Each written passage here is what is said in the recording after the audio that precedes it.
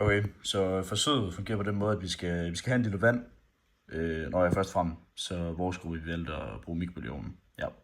Men vi skal have en lille vand, og så skal vi hoppe af i en bære, så vi ligesom kan få det ind i mikrobølgeovnen. Og så skulle vi tage en starttemperatur på det vand her, hvilket jeg lige kan se, hvis jeg kan få lov til at skrue ned. Sådan der. Først der var starttemperaturen 19,7. Ja. Og så skulle vi ligesom begynde at opvarme det vand her. Men vi skulle selvfølgelig også have en effektmåler i, så vi kan lave noget udberegning bagefter, hvilket ligesom måler meget vand, der ligesom kommer ud af stikkontakten. Eller ja, meget vand, der bliver brugt i det hele. Og så, så skulle vi også bruge en timer, for når vi starter mikrobølgeovnen. Og så skulle vi egentlig bare vente på, at det her vand det kommer op og koge, eller bare ramme det 100 grader Celsius. Og så skulle vi ligesom slutte den her timer igen. Så det er ligesom setupet bag forsøget.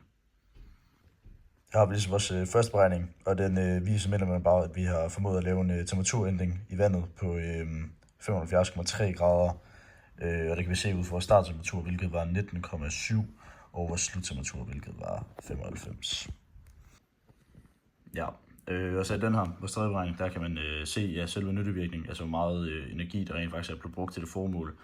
Og der kan vi simpelthen sige, at den mikrobølgeovn, vi har taget, den er fandme ringe, for den har kun brugt 25,3% af den energi, den ligesom er taget på rent faktisk at varme det vand op. Ja, her kan vi så se, hvor meget energi vi har brugt for ligesom at opvarme det her vand i joule. Og det gør vi ligesom ved at tage vores masse, hvilket var 1 kilo, gange med 4.186. Gange med joule kilo i Celsius. Og så har vi ligesom taget vores temperaturfunktion, hvor meget det ligesom har skiftet, hvor meget det er stiget. Og det er stiget med 75,3 grader. Og det har så givet os de her 3.152.000 kilojoule. Eller kilojoule. Og så vores delta T, det er 900 sekunder, så det har taget os 900 sekunder at varme vandet op.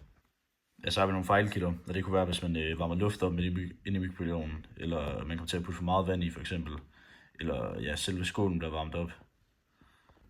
Ja, så har vi lige noget statistik her til sidst, der kan vi se, at elkæden, det skulle den klare vinder, og mikrobølgeovnen, den sutter sgu mildest talt. Så det var sgu noget lort.